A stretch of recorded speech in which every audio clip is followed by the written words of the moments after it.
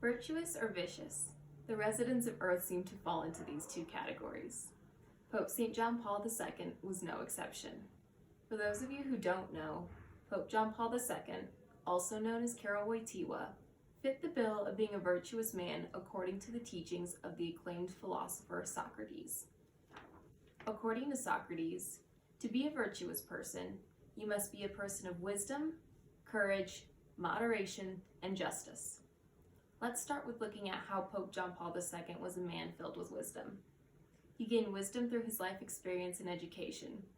He was a young man in Poland during the time of World War II and experienced firsthand the terrible effects that this war brought to his hometown.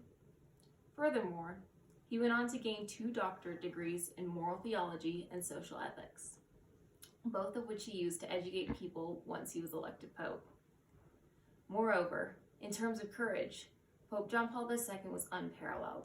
When asked if he feared the retribution of communist leaders after World War II, he responded, "I am not afraid of them. They are afraid of me."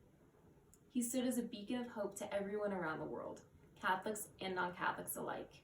In fact, under his command, along with the influence of the United States, the Berlin Wall was finally brought down.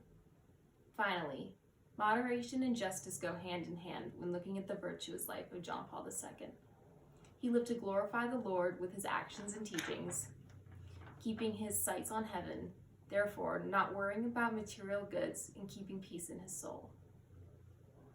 In keeping with Socrates' view of virtuous people, I believe Pope John Paul II perfectly exemplified what a real-life philosopher king would be like. For starters, the goal of papacy is not wealth. The Pope receives no money, just a place to rest and food to eat.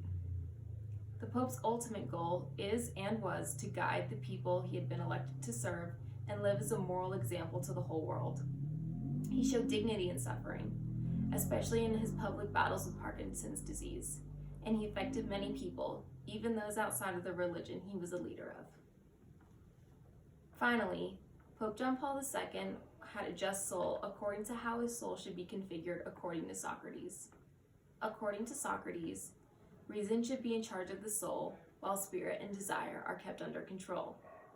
With extensive education of theology and philosophy, it is evident that John Paul II ruled with reason and did not let his spirit and desire overtake him when he was leading and teaching.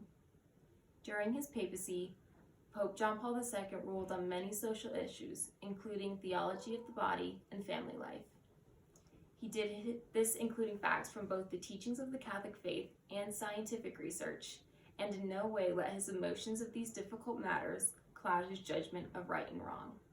In conclusion, it is evident that Pope St. John Paul II lived as a virtuous man according to Socrates.